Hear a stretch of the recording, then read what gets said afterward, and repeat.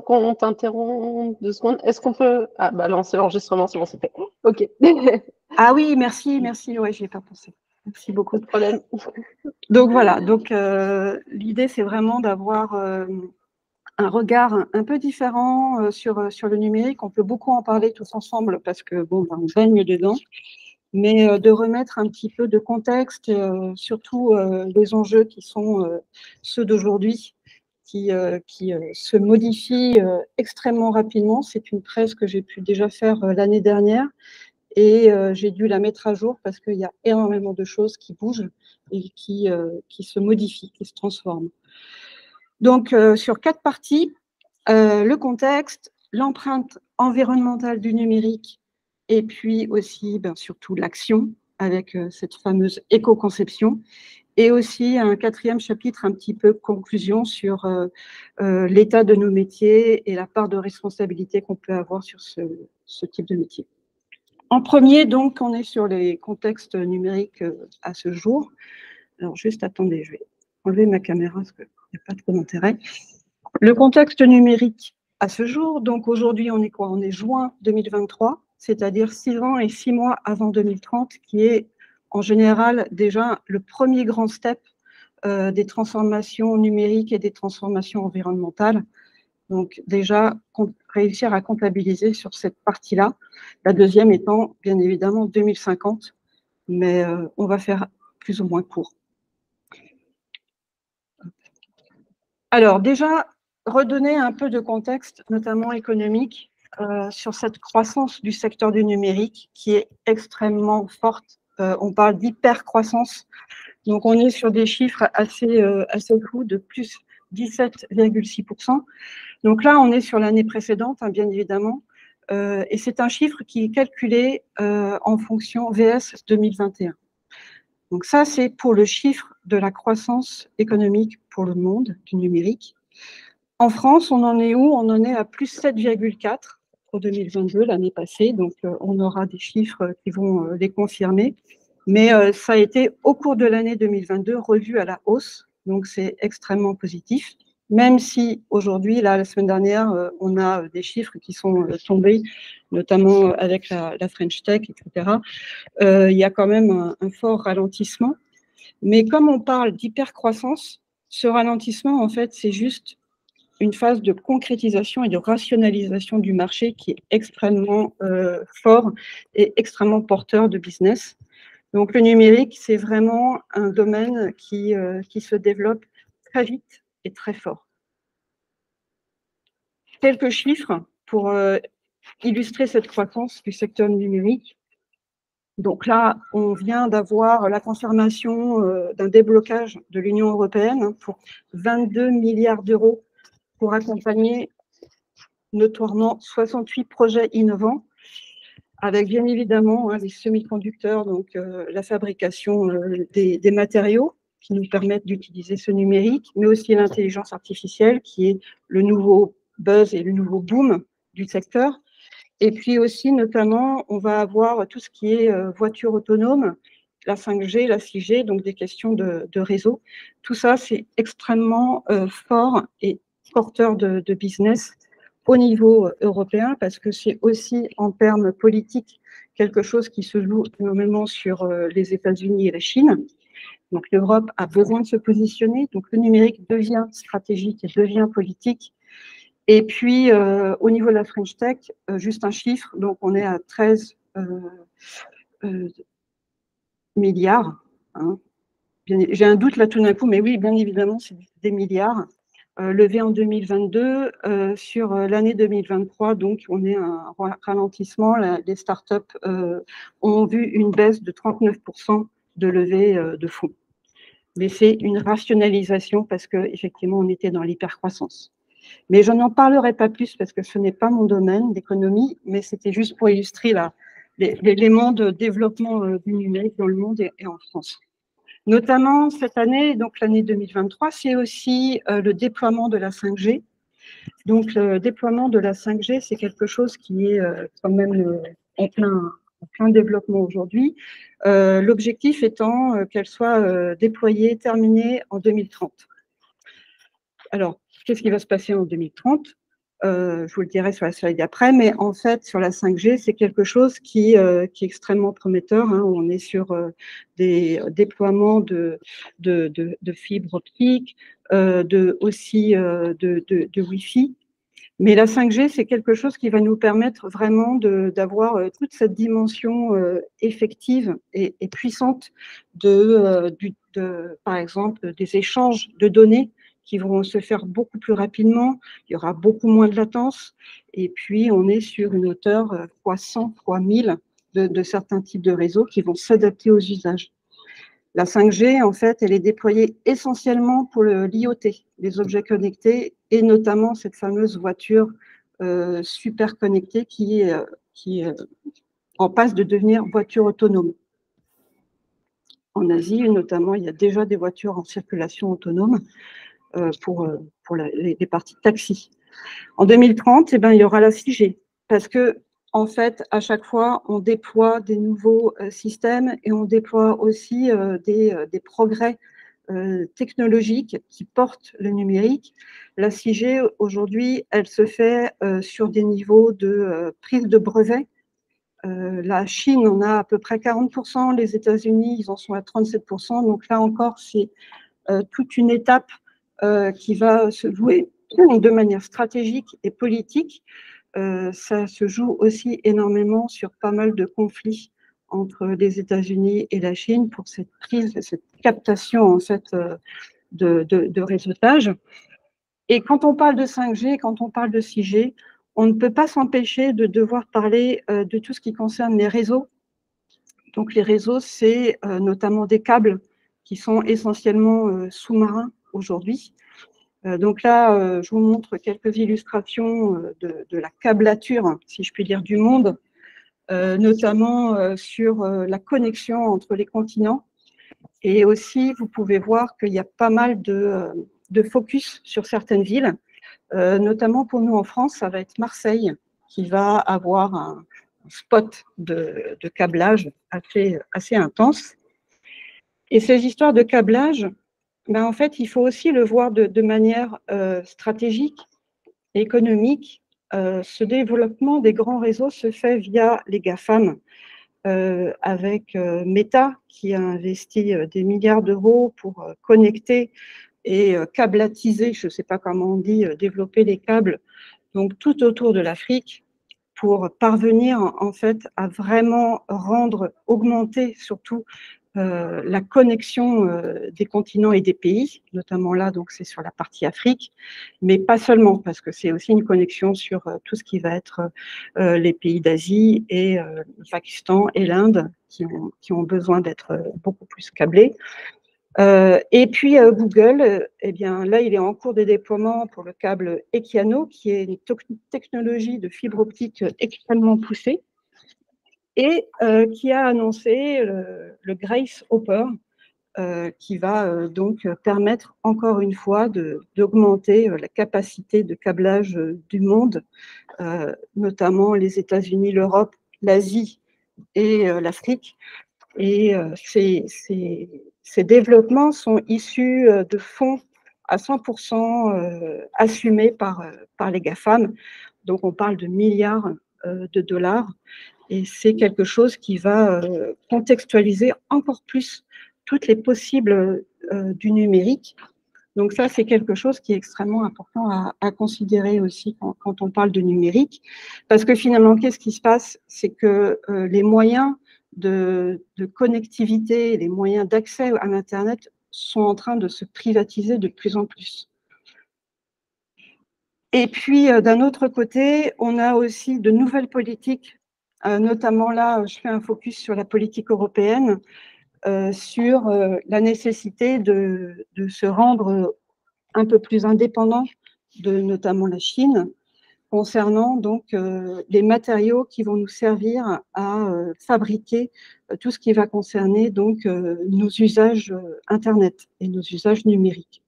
Alors, il y a aussi toute cette partie de mobilité hein, sur la voiture. Donc là, j'ai donné juste deux exemples, qui est donc la mine de lignite en Allemagne, qui est la plus grande d'Europe et donc la plus polluante, effectivement. Donc, une des mines les plus polluantes du monde se trouve en Europe. Ça, faut aussi le considérer. Et c'est une mine donc, de charbon qui va être agrandie. Donc, aujourd'hui, il y a un combat de certains habitants pour interdire, enfin, du moins, ne pas permettre cet agrandissement. Mais c'est parce que bon, la politique allemande concerne donc le charbon au niveau des énergies et que il va falloir de plus en plus développer les extractions de minerais. Et à droite, on est sur une mine qui se trouve en France, qui a été utilisée et qui va se redévelopper, qui va repartir en développement. Donc, on va là, elle a toujours été ouverte, mais elle n'a jamais été vraiment extrêmement développée. Là, l'objectif, c'est qu'elle devienne la mine de lithium la plus importante d'Europe pour donc contrecarrer la fourniture Chine.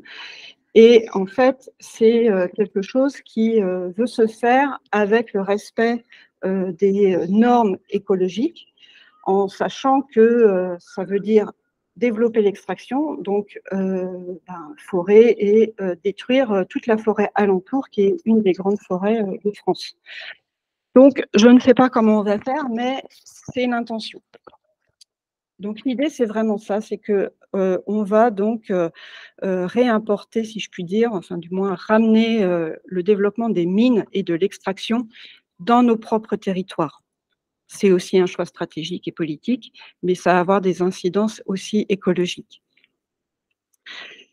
Dernier contexte à voir, bon, ça, voilà, je ne le fais que en une slide, hein, parce que je pense qu'on est tous conscients plus ou moins des choses aujourd'hui qui se passent autour de nous et chez nous. Donc, l'idée, c'est que aujourd'hui, en 2023, on a le triste constat que, en fait, le réchauffement est accéléré.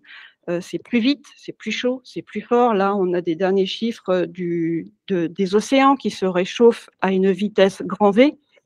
Et puis, on a aussi tout cet effet systémique qui fait que aujourd'hui, on a les océans, on a l'atmosphère, on a les forêts. Et quand je parle de forêt, on parle de puits de carbone. Donc, c'est extrêmement important. Et planter un arbre, je pense que oui, ça a son importance. Donc, ça, c'est juste un petit nota bene. Mais l'idée aussi de savoir que le CNRS a rendu un rapport l'année dernière et qui se confirme plus 6 mois sur le fait que la France, de par sa situation géographique et de par l'idée d'avoir ces courants, notamment le courant du Gulf Stream qui est en train de s'affaiblir, et en fait, on a déjà dépassé les 1,5 degrés. Donc, quand on nous dit à chaque fois, oui, mais il faut agir pour ne pas dépasser les 1,5 degrés, il faut bien se dire une chose, c'est qu'en France, on a dépassé les 1,5 degrés, on est à plus 1,7 degrés au regard des 5 dernières années, notamment, et le CNRS ne fait que le confirmer. Donc ça, aujourd'hui, il faut bien se rendre compte que finalement, petit à petit, quand on commence à travailler ces sujets-là, on se rend compte que l'information ne circule pas de la même façon et n'est pas toujours dans la véracité des faits.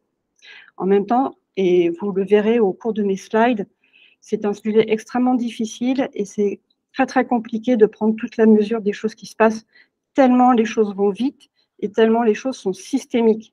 Donc, les écosystèmes s'entrecroisent et c'est très compliqué de prendre la mesure des choses. Une petite citation. Répondre aux besoins des générations présentes sans compromettre la capacité des générations futures à répondre aux leurs. Donc ça, c'est une citation qui a été dite par cette dame. C'est une dame, en fait. Hein. On ne dirait pas avec son prénom, mais en fait, c'est une dame, Madame Brundtland. Elle l'a dit en 1987 et c'est elle qui a lancé la notion de développement durable, dont j'ai extrait une phrase. Alors, petite note, c'est une Norvégienne qui a été Premier ministre, qui a fait partie du Parti travailliste. Et je ne sais pas si ça vous dit quelque chose, mais il y a une série qui est passée, la Borgen. Et en fait, c'est cette femme qui a inspiré la série que je recommande très vivement, Borgen. Et donc, c'est très intéressant. Mais bon, je ne vais pas m'égarer, donc je reste sur mon sujet. L'idée, c'est vraiment que dès 1987, on est parti sur le développement durable. Et de quoi il s'agit, ça n'a jamais été plus vrai qu'aujourd'hui, c'est quel monde on va laisser à notre génération à venir, notamment les enfants, notamment d'autres personnes. Mais moi, j'irais même plus loin aujourd'hui, c'est dans quel monde on va vivre aujourd'hui. Parce que finalement, cette accélération nous interroge tous sur cette part de responsabilité qu'on va pouvoir prendre.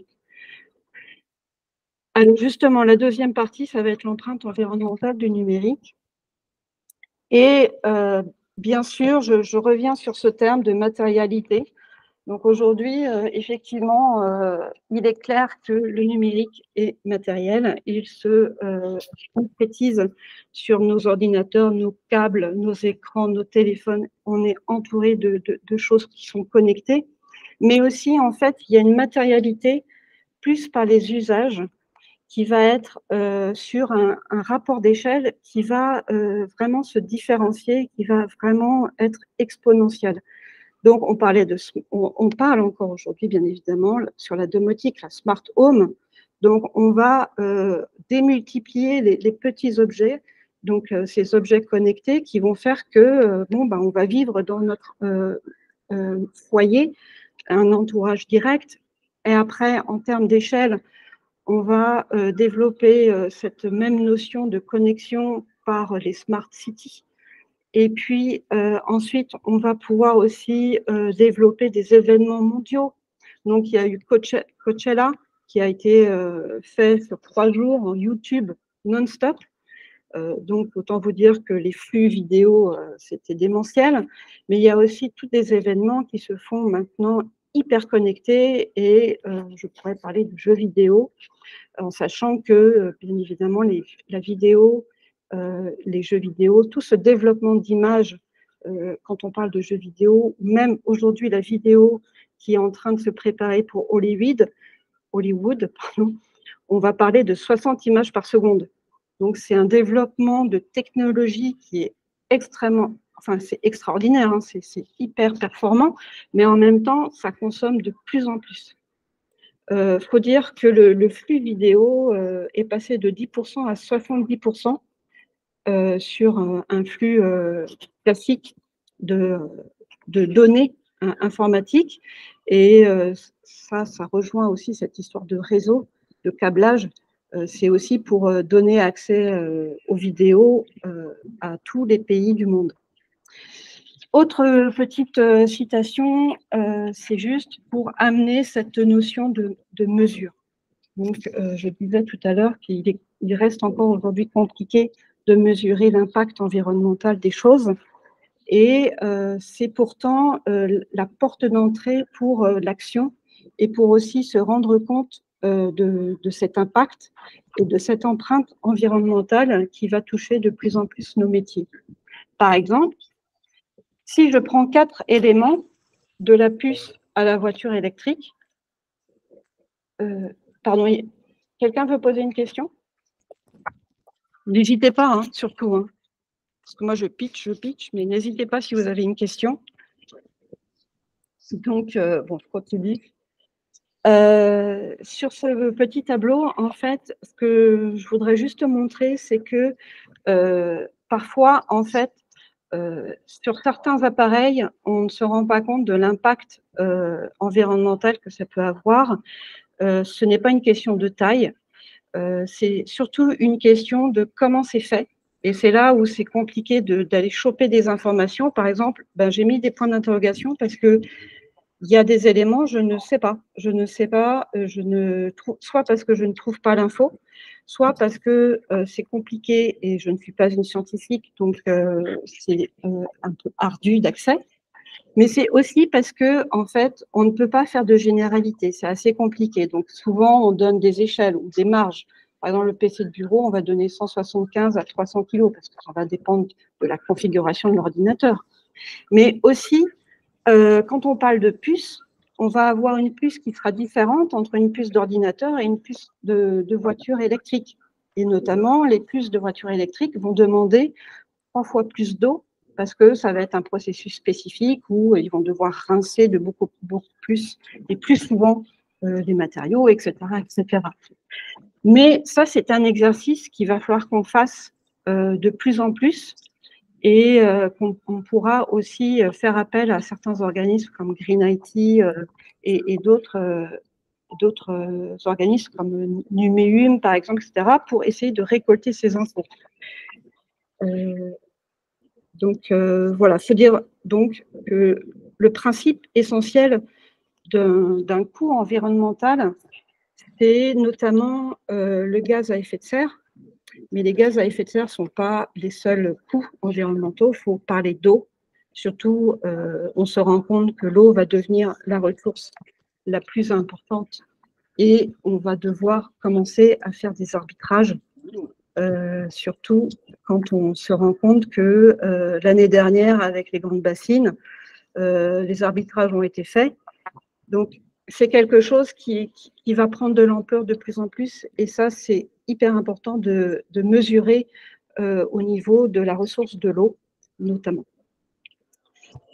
Deuxième constat, donc cette consommation exponentielle, cette capacité avec la 5G et la 6G à faire l'acquisition de données, la circulation des données, le développement des flux, fait que, au niveau des data, on est vraiment sur un rapport de développement assez extrême et on finit même par avoir des nouvelles mesures.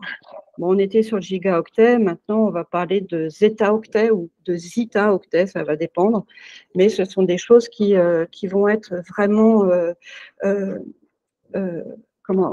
révélatrices du développement de cette hyper-croissance des data. Et puis, autre point aussi, c'est que, en fait, on pensait après le Covid que la fourniture du matériel informatique allait baisser, et en fait, pas du tout. Ça s'est accru, même si finalement, sur l'année 2022, là, mon schéma n'est pas encore à jour, mais sur l'année 2022, il y a une petite stagnation. Donc, voilà, petite stagnation, on peut voir ça. Et puis, sinon, sur le constat 3, là, on va parler de cette fameuse obésité. C'est qu'on a deux éléments. C'est déjà sur la partie énergétique. Il faut bien se rendre compte que le numérique est extrêmement corrélé au développement des énergies. Et aujourd'hui, en fait, on se rend bien compte que l'énergie fait partie donc d'une problématique sociétale et le numérique est extrêmement dépendant de l'énergie. Et on se rend compte que l'énergie, la demande d'énergie, la consommation d'énergie ne fait que s'accroître. On est sur des rapports à 40%. 40% de hausse de demande d'électricité. C'est aussi parce qu'on démultiplie les usages et les voitures électriques en sont un exemple assez probant. D'autre part, sur les projections 2020, donc 2050, l'autre step dont je parlais au début, on comprend que le développement de l'empreinte carbone du numérique va plus que doubler. Et pour le coup, la consommation de métaux et de minéraux va aussi se développer. Sur ces projections, je vous invite à lire le rapport de l'ADEME qui est paru l'année dernière et qui est extrêmement important sur plusieurs scénarios et qui concrétise pas mal de choses et qui nous aide aussi à travailler sur ce travail de projection qui va faire partie aussi du travail qu'on aura à faire sur cette responsabilisation sur la part numérique. Le quatrième constat, c'est cette partie des G-Ones. Je ne sais pas si vous connaissez G-Ones. C'est donc ce fameux paradoxe, c'est l'effet rebond. Et c'est une des grandes problématiques aujourd'hui du travail de mesure. Et c'est pour ça que le CNRS, par exemple, a revu à la hausse ces calculs. C'est quelque chose qui est complètement sous-estimé aujourd'hui, c'est l'effet rebond. Donc, qu'est-ce que c'est? Donc là, j'ai fait un petit schéma. On va dire que les moteurs consomment de moins en moins d'essence. Donc, on a une performance énergétique qui est, donc, on va dire, de l'efficience environnementale. Super.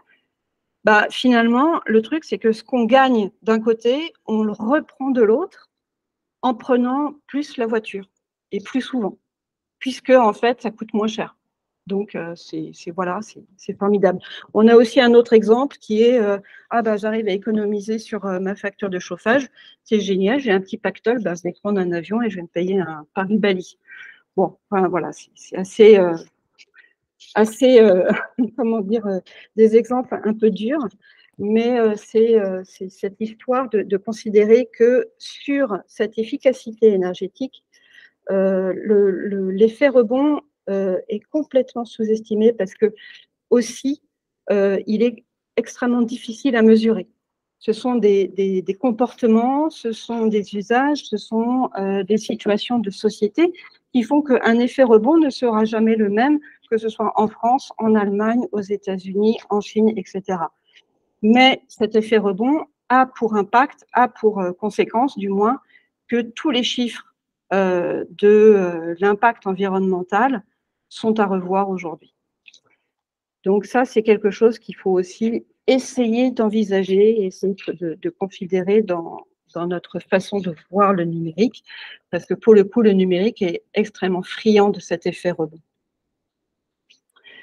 Dernier petit constat, c'est aussi de considérer les chiffres dans leur contexte. Alors souvent, on nous dit, ouais, alors 4%, c'est l'empreinte environnementale du numérique. Catherine, ouais. ton effet rebond, moi, ça me fait penser, je ne sais pas si ça fait penser à d'autres, Ouais. mais à l'aléa moral, le fait de consommer davantage quand on se sent en sécurité, où on va prendre sa voiture et on va s'autoriser plus de risques quand on sait qu'on a une assurance, alors que quand on n'a pas d'assurance, on va conduire avec beaucoup plus de prudence. Ah bah ouais, écoute, ouais, tout à fait, ça se rejoint. Ça me fait penser à ça. Oui, carrément. Ouais, tout à fait. Je retourne à mon plat, je ne vous embête pas. Merci. Ouais, donc les 4%, ce fameux chiffre qu'on nous dit tout le temps, etc., etc. Et moi, un petit peu, je fulmine à chaque fois parce que je me dis, mais 4%, moi, j'aurais plutôt à vous dire 4%, je le mettrais en contexte de la consommation des data centers de l'énergie mondiale. Voilà, donc c'est un chiffre de 2022. On avait dit, ça avait été prévu, notamment que les 4% seraient atteints en 2030. Et bien non, il faut atteindre aujourd'hui, du moins en 2022, à savoir que 50% de cette consommation de l'énergie mondiale est utilisée pour le refroidissement. Alors, là, on se dit, ah oui, mais la technologie va nous aider parce qu'en fait, Microsoft, il est en train d'enterrer ses data centers dans le fond des océans, ça va refroidir, etc. C'est super. Donc, soit le travail de refroidissement va contribuer à baisser cette consommation pour les data centers. Après, dans le contexte aujourd'hui, on se rend compte que il y a énormément d'investissements aussi qui sont donnés pour le développement des data centers.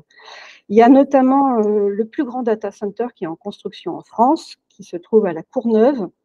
Moi, quand je l'ai vu, j'ai cru que c'était un stade. Ils allaient faire un stade. Alors, je dis, ah, bah, c'est pour Paris 2024.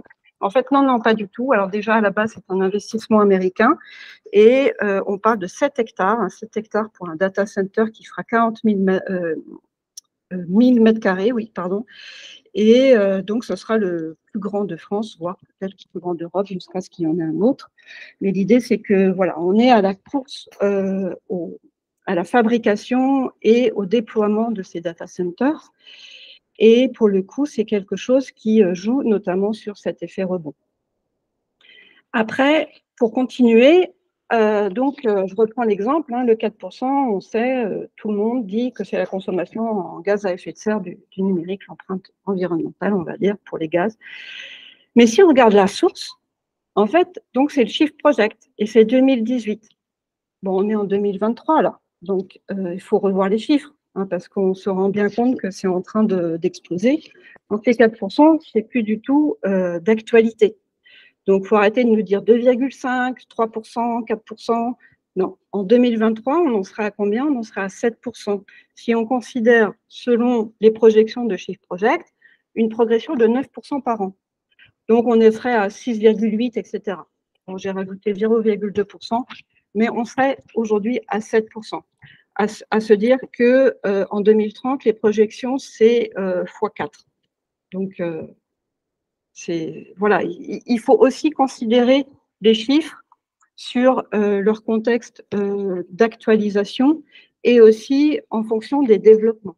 La problématique, c'est qu'aujourd'hui, il y a peu de moyens qui sont donnés pour justement cette étude et cette mise à jour des chiffres. Et aussi, notamment, ce que je disais tout à l'heure, c'est que travailler les chiffres et travailler sur les empreintes environnementales demande énormément de ressources et de travail. En troisième partie, donc là, on va rentrer un peu plus dans l'éco-conception. Déjà, pour le numérique responsable, je voudrais juste redonner deux définitions, Green IT et éco-conception. Je ne reviens pas trop dessus parce que finalement, mes collègues et des conférences précédentes ont pu le faire. Juste un point, c'est que le Green IT, en fait, on va parler aussi d'empreintes économiques, d'empreintes écologiques, d'empreintes sociales et sociétales. Donc, c'est vraiment quelque chose qui va dépasser la partie technologique du numérique. Et c'est aussi dans le Green IT qu'on va inclure ce travail d'objectif du développement durable qui est souvent malmené et qui est souvent mis de côté parce que bon, les objectifs de développement durable, c'est gentil, c'est l'ONU, bon, peaceful, quoi. Mais en fait, dans le cadre d'ateliers que j'ai pu réaliser, prendre les ODD nous permettent d'avoir une approche sociétale et écologique et économique qui sont vraiment importants et les gens réagissent vraiment très bien. Donc, je vous montrerai un exemple tout à l'heure sur justement ce jeu des ODD. C'est vraiment quelque chose qui peut être porteur vraiment de valeurs RSE, en fait. Et ensuite, on a l'éco-conception. En fait, voilà, hein, c'est la conception d'un produit, d'un service sur toutes les étapes du cycle de vie. Donc, je ne reviens pas dessus. Ça a été dit et redit sur les autres conférences. L'objectif, parce qu'il y a un objectif, c'est un niveau de qualité et de service constant. C'est-à-dire que ça va demander autant d'efforts, voire plus d'efforts que ce qu'on fait aujourd'hui. Donc, c'est le challenge. Et autre citation donc, de Frédéric Bordage, hein, qui est un peu le maître du Green IT en France, voire dans le monde, allez, soyons un peu chauvin. Un site web ne peut pas être écologique. Donc déjà, il faut poser les réalités. Il faut se dire qu'on ne va pas faire des miracles. Hein, on est dans le numérique, donc ça ne peut pas être écologique. On peut en revanche éco-concevoir un service numérique pour réduire les impacts environnementaux associés. Donc voilà, la réalité est là et je trouve que cette phrase est emblématique de l'effort à fournir et du challenge de responsabilisation de nos métiers.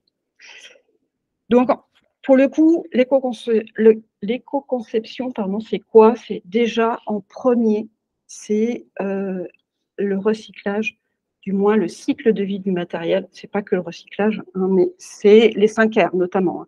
Donc, on est sur la réduction, on est sur la réutilisation, voire le refus, savoir si on a vraiment besoin ou pas, le recyclage et la réparabilité. Là, notamment, on a des lois européennes qui ont fait un énorme travail, notamment grâce à Greenpeace, mais ils ont fait un énorme travail sur la capacité à la réparabilité, sur le fait d'uniformiser les batteries aussi, etc. Parce que les fabricants nous disent maintenant que c'est grâce à eux, mais en fait, c'est notamment grâce à l'Europe. Donc, tout n'est pas perdu et c'est vraiment important de travailler sur cette partie-là. Et on a donc cette partie de DEE, alors DEEE, plutôt, pardon. Et à votre avis, combien la France a de déchets? Combien on émet de déchets donc électroniques, électriques, etc. À votre avis? Par an? Combien, pardon, Thomas? Non, je pose la question, c'est par an le nombre de déchets? Ouais, par an et par habitant. Oui, très, très juste.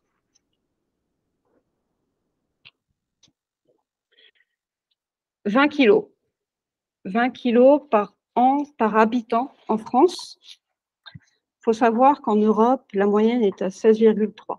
Donc, on est en Europe un des plus grands émetteurs de déchets électroniques et d'équipements électriques en Europe. Je n'ai pas trouvé qui était le premier. Donc, ça se trouve, c'est nous. Mais voilà, il faut que je confirme ça, mais voilà. L'autre partie, c'est le cycle de vie du service en tant que tel. Donc, on a cette fameuse boucle sur le cycle de vie du service qu'on connaît tous, mais qui est vraiment importante à considérer, et notamment cette partie-là, la fin de vie, qui est assez difficile à considérer parce que on est dans le progrès, on est dans la mise en place de solutions, donc pourquoi considérer qu'une solution va mourir? C'est compliqué.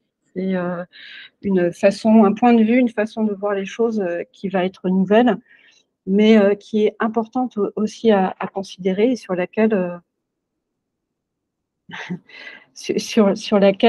on a besoin de travailler aussi sur la partie maintenance et fin de vie. Et puis une autre boucle que voilà, je vous présente, c'est une boucle qui va intégrer un peu plus les parties prenantes justement du service ou du produit.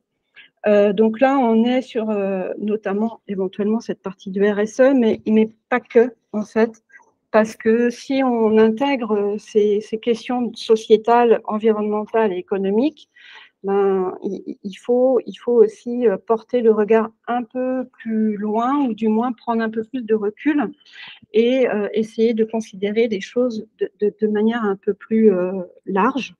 Notamment, je mettrais en exemple le service de trottinette à disposition. La conséquence aujourd'hui de la mise en place d'un produit ou d'une application numérique sur je prends une trottinette, je me sers, je la choisis, je vais la chercher, je la dépose n'importe où, etc. C'est que à Paris, les habitants de Paris, de cette ville, ont décidé d'arrêter ce service. Ce qui met à mal énormément de business plans et de développement d'applications notamment et de sociétés. Et c'est parce que on n'a fait que le produit, qui est l'application de mise à disposition de la trottinette. On a fabriqué les trottinettes. Et aujourd'hui, cet usage, ou du moins cette utilisation, ne s'inscrit pas bien dans la société, dans une ville, etc., où il se passe plein de choses. Et ça, je pense que c'est clairement parce qu'on n'a pas pris en compte l'intégration et les usages potentiels de la solution, du produit, dans un environnement ou dans un écosystème défini. Et aussi, l'éco-conception, c'est sur les 2 phases de discovery, delivery, c'est extrêmement important de donc travailler ce discovery, et notamment alors, je ne connais pas l'histoire de la mise en place et la réalisation des applications de trottinettes mises à disposition, mais je pense que c'était dans le discovery. Il est clair que les questions auraient pu être posées et les solutions mises en balance. L'idée, c'est vraiment que le discovery porte 80% de l'impact, notamment de l'impact économique, mais aussi environnemental, de la solution qui sera proposée et délivrée. L'idée, c'est vraiment qu'on ne conçoit pas un logiciel, on n'éco-conçoit pas un site web, on éco-conçoit un acte métier.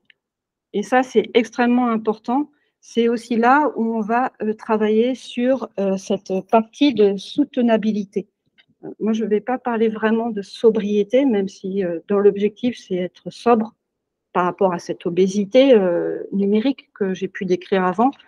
L'idée, c'est vraiment porter la soutenabilité du produit ou du service, et ça se porte sur le discovery. C'est là qu'on va définir les KPI d'impact environnemental qui seront extrêmement structurants pour la démarche et l'approche éco-conception. Ensuite, on va aussi travailler sur la clarté de la stratégie du service. Donc ça va impacter aussi sur la façon dont on va travailler ensemble avec les parties prenantes des clients et aussi notre capacité à nous responsabiliser sur cette partie produit ou service. Le delivery, bon, j'ai cité quelques petites choses, mais mes collègues ont déjà bien parlé et pitché sur ce sujet, donc je n'y reviens pas. Et donc, l'éco-conception, et j'en parlais tout à l'heure avec ces fameux objectifs de développement durable, l'éco-conception, ça va porter de nouvelles approches. Il faut vraiment, dans le discovery, intégrer ces nouvelles façons de considérer le problème, de réaliser un travail d'analyse qui va qui va s'inscrire dans l'approche systémique. Et ça, le design systémique, c'est quelque chose qui sert énormément à considérer une solution, un produit dans un environnement, dans un écosystème qui existe en général et qui va s'inscrire dans des usages. Donc là, c'est quand même assez porteur de pas mal de valeurs de design, notamment. Je ne prêche pas pour ma paroisse, c'est vraiment le cas. Et en termes de produits, c'est quelque chose qui peut s'inscrire sur des ateliers extrêmement structurants sur la démarche et sur le travail qu'on peut faire lors de la discovery. Et puis, on a aussi ce design circulaire, cette économie circulaire qu'il va falloir qu'on intègre aussi potentiellement dans certains projets qui s'y prêteront, bien évidemment, pour qu'on puisse vraiment donner des solutions concrètes et viables et soutenables, donc, par rapport à pas mal de choses, et notre travail sur la partie numérique, technologique, mais aussi les usages, les utilisations, etc. potentielles. Donc là, j'ai donné le tableau des 17 objectifs de développement durable. Et vous voyez, en fait, lors d'un atelier, c'est quelque chose que je peux utiliser. C'est l'impact design, comme l'atelier impact design, pardon. Et il y a une phase où, à un moment, je dis, ben, écoutez, à mes participants et parties prenantes clients, c'est qu'est-ce que, si vous aviez à réaliser un produit en répondant à ces objectifs, lesquels vous choisiriez et lesquels vous paraîtraient assez cohérents par rapport à la solution ou à la problématique sur laquelle on va travailler. Et en fait, ça a l'air de rien, c'est un jeu de cartes, hein, etc. Ça a l'air de rien, mais c'est extrêmement porteur de valeur parce que du coup, ça permet aux personnes de se projeter sur ces objectifs et on peut tout de suite parler de développement durable. Et ça permet aussi de remettre un produit ou un service dans un contexte de développement durable. Donc, c'est hyper intéressant. Moi, pour le coup, ça a toujours plutôt bien marché. Alors, pour l'éco-conception, bien évidemment, on va se porter sur un audit. En général, l'audit, on va le faire sur une solution ou un produit qui existe. Mais c'est aussi une méthodologie qu'on peut tout à fait adapter dans un discovery en reprenant les phases principales du discovery, et j'appellerais donc ça le sustainable discovery, avec cette notion d'unité fonctionnelle, hein, l'acte métier, qui va nous permettre de driver pas mal la valeur et la vision produit, bien sûr. Alors, on peut faire une unité, on peut en faire 5. Donc, après, voilà, c'est de l'ordre du MVP. L'atelier Jack Lubidon a toute son importance et porte énormément d'intérêt sur cette démarche. Et puis sinon, on retrouve les éléments principaux sur lesquels on vient raccrocher des KPI environnementaux. Donc là, ça nous porte aussi à travailler avec des nouveaux intervenants, notamment sur la partie RSE. Et là, ça peut aussi embarquer plus de personnes sur le projet avec une valeur supplémentaire. Donc ça, c'est plutôt intéressant. C'est pas toujours facile à faire, hein, mais ça peut être vraiment intéressant. Et puis, l'idée, c'est vraiment de travailler sur la quantification des impacts environnementaux avec cette histoire de gaz à effet de serre, d'eau et de matériaux bruts. Bon, là aussi, parfois, quand la solution n'existe pas, ça va être des projections, en fait, sur un travail de benchmark. Je vous montrerai ça sur la slide d'après. Et puis ensuite, on a tout ce travail de préconisation. parfois, alors je mets un petit point de vigilance, c'est que souvent, l'historique, on a du mal à le trouver. Hein. Je pense que ça, c'est récurrent, c'est une problématique récurrente. Sur des éléments d'audit, ça peut avoir toute son importance, et notamment pour travailler une amélioration d'empreinte environnementale. Là, il faut pas mal creuser, il faut aller voir les bonnes personnes qui ont l'historique dans la tête. Donc ça, c'est toujours un petit peu compliqué. Et là, je vous donne un exemple d'un audit éco-conception que j'avais réalisé pour un de nos prestataires sur un ancien job. Donc là, en fait, quels sont les livrables types d'un audit d'éco-conception? Eh bien, c'est un peu une approche de performance web agrémentée en fait d'éléments d'empreinte environnementale avec quelque chose qui peut être quantifié. On a deux outils qui sont assez structurants, qui sont, je dirais pas suffisants, mais qui portent bien l'audit. Donc, on a le Green IT Analysis, qui est en fait une extension Google Firefox, navigateur, qui nous permettent en fait de quantifier l'eau en fait sur un parcours donné. C'est pour ça que sur la discovery, il faut vraiment travailler à partir de parcours. Ça va pas mal être un fil rouge sur tout ce travail de quantification de l'empreinte environnementale. Et puis, on a le NUM EcoDiag. Donc ça, il vient de sortir l'année dernière et ça reprend le RGESN, qui est un référentiel général pour l'éco-conception, qui est fait en fait par le gouvernement français, très porteur de ces sujets-là. Et donc, on peut établir un diagnostic, si je puis dire, enfin plutôt une mesure d'empreinte, avec en général un élément de benchmark qui nous permet de nous positionner, exactement la même démarche que les performances web. Et pour le coup, on peut aussi travailler sur les ODD. Donc là, notamment, j'avais ressorti 3 ODD, bon, assez techno. Hein. Oh, pardon. L'industrie, l'innovation, le travail décent, croissance économique, consommation et production responsable. Mais du coup, ça drive pas mal la notion et la valeur de l'amélioration continue qu'on va pouvoir proposer. Et puis, ils se sont tellement pris au jeu sur cet exercice qu'ils ont sorti aussi le partenariat pour la réalisation des objectifs. Et là, on a proposé une feuille de route pour un projet annexe avec les intervenants de RSE. Donc, franchement, c'est quelque chose d'assez porteur et je pense, enfin, moi, je défends cette possibilité d'intégrer les ODD dans l'audit ou la mise à jour ou les cadrages et les audits. Et puis, en finale de l'audit, en général, on fait la remise de la grille GRESN complétée, les mesures réalisées selon les outils. Donc, en fait, ça, on l'a fait en général, mais après, on le détaille, bien évidemment, sur un certain nombre de parcours donnés et sur la volonté ou l'objectif ciblé.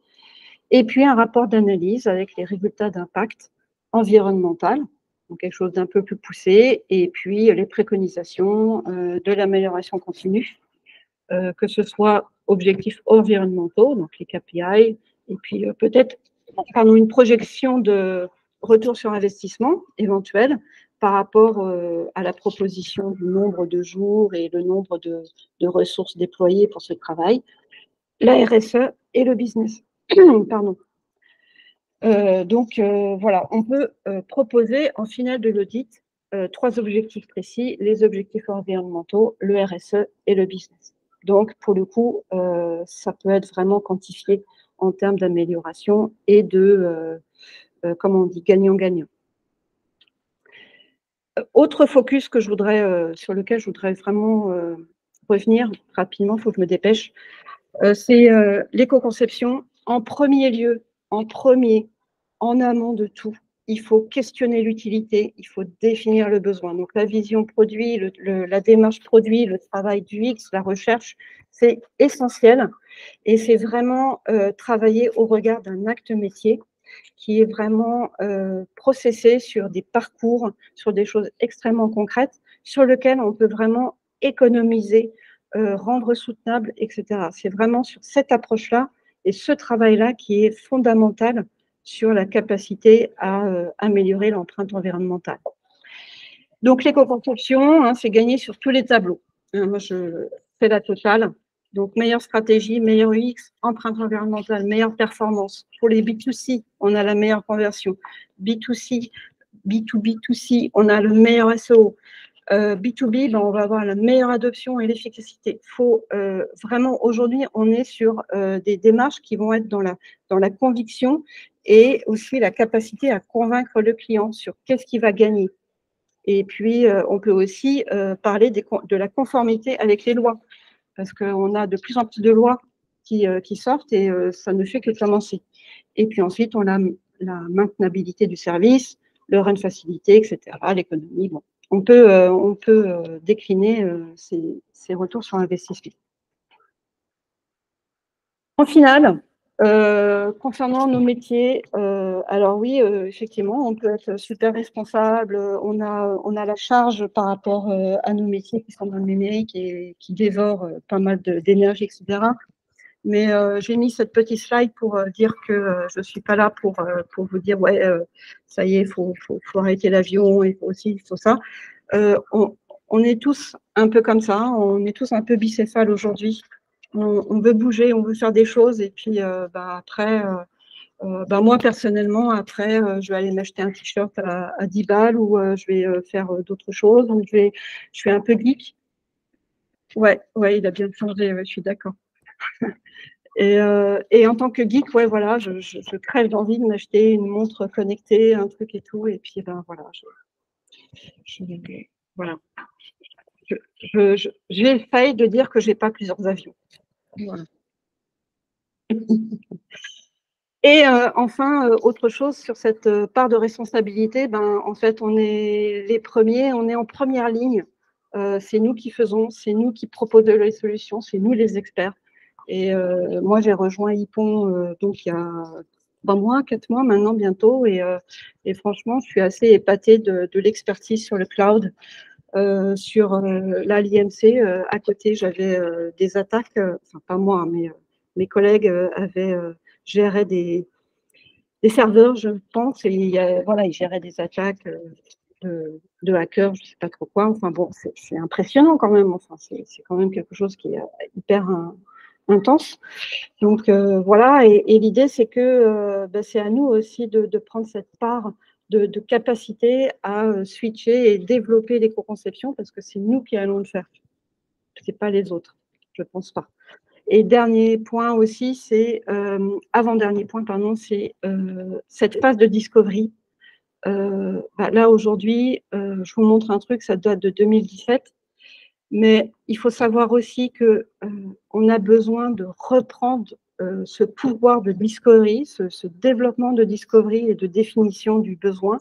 C'est là que vraiment on a les 80% d'impact.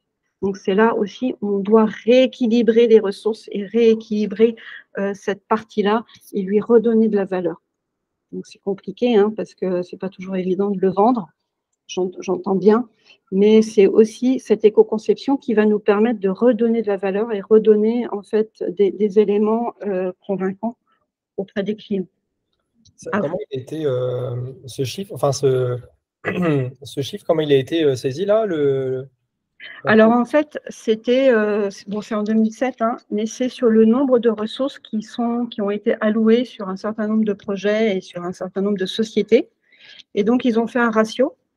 Et pour le coup, ils ont calculé que, effectivement, les ressources étaient beaucoup plus déployées sur le développement et le delivery, que sur la phase discovery. Voilà. Donc c'est simple, hein, on met les gens où ça porte de la valeur et où finalement, quand ça porte de la valeur, c'est que c'est quantifié, en fait. Le développement est beaucoup plus facilement quantifiable que le discovery. Donc voilà. Dernier point, pour travailler l'éco-conception, il va falloir changer de paradigme, je l'ai annoncé un petit peu. Je l'ai annoncé un petit peu, mais c'est ça, c'est que le human-centered design, pour moi, je pense que ça se termine, c'est en phase de finalité, parce qu'aujourd'hui, il faut se rendre compte qu'on est dans des écosystèmes, que ce soit des écosystèmes humains, hein, mais aussi des écosystèmes environnementaux, planètes, écosystèmes biologiques, etc., et que cette phase-là, il faut aussi qu'on commence à imaginer pouvoir le quantifier et pouvoir l'intégrer dans notre travail. Ouais, merci. Et dernier truc, je me dépêche, dernier truc, voilà, c'était aussi cette petite slide pour annoncer que les entreprises, il ne faut pas imaginer aussi que tous les clients sont réfractaires à l'éco-conception. Mais c'est vraiment important de pouvoir se dire que les sociétés, et là on parle de Danone, hein, on parle aussi de Unilever, des choses qui sont importantes. Et dernier slide, voilà, petite citation. Si la nature était un compte courant, nous serions largement à découvert. Voilà, directrice de Business for Nature. Voilà, j'ai fini ma petite Bravo, c'était grave cool. C'était super bien. Merci Thomas. Oui, super, merci. Merci à vous d'avoir sacrifié votre déj. C'était cool. Trop bien. Merci beaucoup. C'était grave cool. Et je pense que pour moi, cette presse-là que tu viens de faire, il faut la garder et il faut la faire à d'autres personnes chez Ypon. Là, c'était bien qu'il y ait Sébastien et je pense qu'elle a le mérite et pour moi, elle devrait être relayée à plus grand nombre. Parce que tu vois, là, Sébastien, il posait sa première question, faire un projet en mode éco-conception, est-ce que c'est plus cher? Ouais. Pour moi, la réponse est non. Et même Oui. pour moi, ça fait gagner des ressources, des sous, etc., à la fois aux clients et à la fois à Ypon. Ouais. Et pour moi, c'est quelque chose qu'il faut démocratiser au sein d'Ypon et même dans les ESN de manière générale. Bah, écoute, complètement, moi, je te rejoins, ouais. Ouais. Ouais, il faut réussir à quantifier la valeur et se faire des points monétaires finalement pour pouvoir déployer cette nouvelle façon de travailler, quoi. Ça, c'est quelque chose qu'on pourrait tout à fait faire.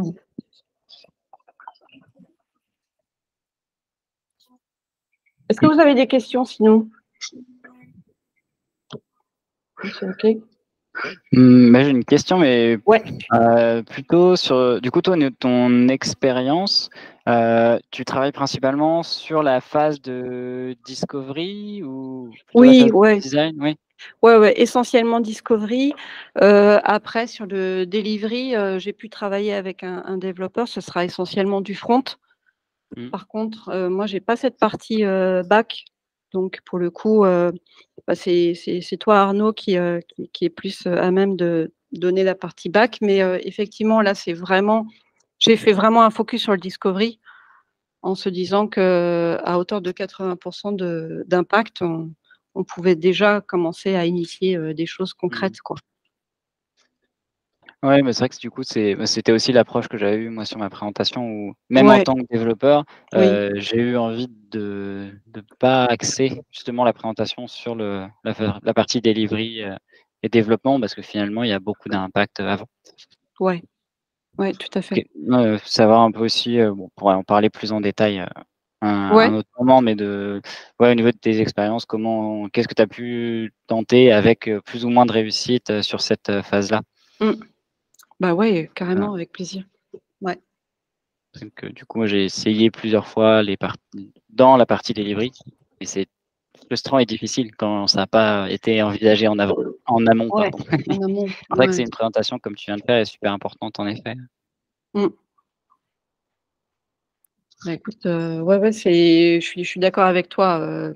La partie développement, elle a un impact, hein, c'est clair. Hein. Mais c'est vrai que si elle n'est pas cadrée et s'il n'y a pas une gouvernance en amont, c'est compliqué d'être du coup efficace. Ouais.